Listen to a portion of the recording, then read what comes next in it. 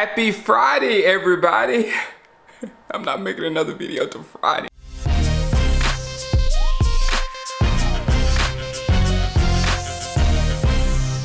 Alright guys, I tried to make a long form video last week, and I did. I thought that I had a lot in my head. If I can just sit down in front of the camera and put it all out and then edit it up, I can get it up, you know, by Thursday, before Friday. I don't ever send things up on Friday, but I couldn't get it finished. So now I just got my notes down here, and I'm gonna just tell you what I got on my notes, and we're gonna move forward to the game on Sunday. But my problem is Shameless is back. I've been in a beautiful world where I didn't have to do anything but what I wanted to do, basically. But now the wife is gone to work, so I have to do my stuff, what I was doing, my work, and all that kind of stuff. Plus, I got to do everything with the kids. I'm doing homeschool right now as I'm making my YouTube video. I'm doing homeschool, so it's a whole lot going on over here, and I didn't get to make a video to now. But we're working on it, guys. We're working on it. The problem is, I'll tell you what the problem is. This channel was never built,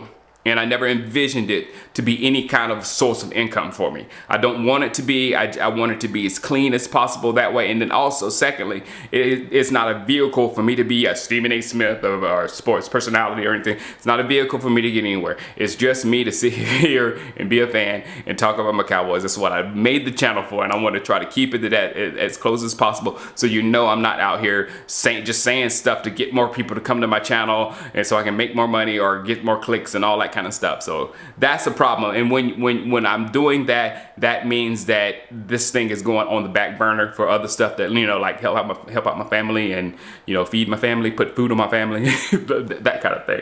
So okay, enough of me wasting time on me. Most of that video this week was posted on you people out there were saying that I was overreacting for what I was saying after the game in week 1. And if you were saying that I was overreacting, then I want to welcome you to my channel. My name is Shango. I rant. I yell, I scream, I got veins coming here and here and stuff like that. I go all off. And there will be none of that on 2020. There will be none of that to 2020. And that's why I said it's a transformative year in my mind. The reasons why I think it's transformative is, one, is 2020. In my mind, I'm enjoying the heck out of basketball right now. But in my mind, am I going to still look at them the same way as I looked at the champions of the regular NBA season? No. And maybe I will with this football season, because right now it's running pretty smooth. But last time I checked, we're still in 2020, so I'm not putting my money on anything. Now, that's why I'm saying this is like a transformative year for the Cowboys, because there's a lot of questions that need to be answered, and there's a lot of things that possibly need to be fixed as far as player personnel on the field and off the field, contracts, things of the sort. And then on top of that, we came in this season with a rash of injuries that's going to be hard to overcome. We're going to have to overcome these injuries and overcome, you know, not having a preseason, all that kind of stuff with new coaches and things that sort. So it's a lot of things putting us behind the 8 ball coming out the top. I mean, we lost McCoy real early, and that we seen the effects of that. We lost Jarwin. We're going to see the effects of that because we don't have that much quality behind Jarwin. Sean Lee, LVE is a big one, and like I said, I would love to shelf LVE. Jordan Lewis, and then we got Lyle Collins, who's not ready for football, who, you know, maybe he was just like, oh, we ain't gonna have no season. You know, I wonder how many players you have to think about. I mean, there's so many levels of this 2020 thing that you can't say it all. So we got that. Now, we're not going to be bad. And I guess people were thinking, oh, we're horrible, we suck. We're not going to be bad because we have elite talent. We have elite talent on this football team, and we have elite talent in good contracts on this football. We got Zeke in a good contract. We got Zach in a good contract. We got Mark Cooper in a pretty good contract, to be honest. And these contracts, they might not look great right now. Like Zeke's contract, it didn't look good when we first signed him, but now Zeke's contract looks really good. It's in that, it works like that. So we also have, on the bad end of it, we have some players on contracts that they're not playing up to. They disappear during games and stuff like that. They just got their money and things of that sort. We have unsigned secondary, which is worrisome because somehow we're gonna either have to pay our guys a good bit of money, pay free agents a good bit more money that might not be as good as them, or we got to go get some more draft picks back and put them back there when we have other holes in the football team. So corner defensive back is going to be needing some attention, real soon. So we got that going on, and with all of that going on, safety is included in defensive back, and all of that is capped with we have a quarterback that is unsigned. So there's a whole lot going on. So if you think that I was thinking about, oh look, we horrible out there on the football field, this thing sucks, you're not thinking this thing through deeply. There's a lot of things going on this season that are questions that's going to be answered for long term into the future, not just this season or whatever. I tell you what, I'm gonna go back to the only one game crowd, because this goes way back, like 25 years. We're going to talk about player acquisition, the way the Dallas Cowboys acquire talent, and we're going to talk about coaching staffs, the way the Dallas Cowboy organization, these are organizational things, how they put together coaching staffs. Now, the player acquisitions, you know how we do it. We wait silently through the first two phases of free agency, and then go bargain basement hunting to find players that fit the scheme perfectly. I mean, I don't have it. It feels and looks smart to me, so I don't have any problem with it. The only problem I have with it is the results. I hadn't really proven any results, so that's the only part. Because it looks, feels, and seems smart to me not to be spending money, because I hate free agency or whatever. But then we still end up with bad contracts with our own guys.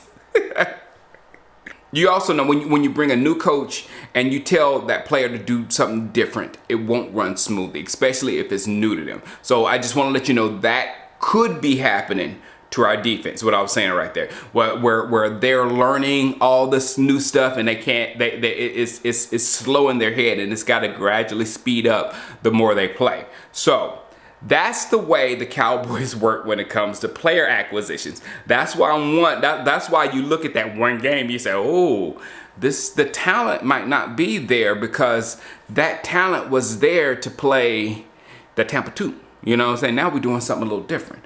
All right. Now, as far as assembling a coaching staff, this is where it gets real interesting. The only coach that I can remember, of course I can remember, the only coach Jerry Jones let bring in almost all his guys was Bill Parcells. And Bill Parcells brought a whole bunch. He brought Todd Haley, Maurice Carthon, Peyton. He brought a bunch of his guys in. But he even was a victim of Jerry's tinkering, because Jerry forced Mike Zimmer, who was a 4-3 coach. Parcells was a 3-4 coach. Parcells had won Super Bowls with 3-4. Parcells had beat down the league with 3-4. You don't tell Parcells what to do in his 3-4 defense. Jerry did. Jerry loved Zimmer. Zimmer's great, and he is. I love Zim. Zimmer's great here. Zim can do it. So they forced a guy who only coached 4-3 defense all his life, forced him into coaching a 3-4 defense, and it didn't work. And it wasn't Zim's fault, because Zim is successful today. So I'm telling you, it's not the individual's fault. It's this fault. What's going on over the head. Another thing gets even more interesting. And I've said these things before. This is not the first time I've said any of these points. Another thing, young Kellen Moore reminds me a lot of young Jason Garrett. Two young whiz kids that had done pretty much nothing in the NFL, but get all kind of credit and kudos for being a mastermind and all that kind of stuff, which I don't know how you become that without actually doing something. And then they get a mild-mannered, overweight, humble guy to come in and slip the young whiz kid underneath him until, it's time for him to take over. Doesn't that look like what's happening? The same thing happening with Jason Garrett? I mean, why would McCarthy do that? Listen to the common sense of this. Get a new job, and then you give the offense over to a kid, and if the kid succeeds, he gonna take your job, and if the kid does not succeed, both of y'all gone. Why would you do that, Mike McCarthy? Well, but then, and then all the people, last point of this, all the people that said, man, we look like the same offense. It could, I'm not making any accusation. I said it could be because in Kellen Moore's entire NFL existence, and his whole time in the National Football League, he has been under the tutelage of either Jason Garrett or Scott Linehan, or both at the same time. That too. That's his coaching tree. And you know I love coaching trees, but I'm big on coaching trees. But I'm big on who taught you how to do that stuff, because that's how football is. It's a game that you learn from others. You don't just learn by osmosis how to become a football player and just grow. Hey, I'm a great coach. No, you learned that from somebody, man. All right, now on to Sunday. I see the Atlanta on the same term as I see the Rams. They have some real good top end talent. Hadn't seemed to get it together. Hope they don't get it together with us. Our offense and defense both have huge jobs. Our defense, of course, their job is obvious. They have the serious weapons with Julio and Gurley. Gurley was already considered done when he gutted us the last time. So defense got a lot to do with stopping that offense. And then offensively, we might not have Tyron either. So no Jarwin, no Lyle, and no Tyron. That would be ugly. I know I'm having nightmares of Adrian Claiborne myself, and I know Dak is myself. So come to the channel on Sunday. We got to get this thing 1-1, even this thing out, and make us feel a little bit better about the direction of this football team, because again, this season will determine, are we going this way, or are we going to make some moves to go that way or whatnot. And Sunday is as close of a must win as you can have in week 2 of a football season, because week 3 we got to eat Russell's cooking. All right, guys, I'll let you see you on Sunday. Peace.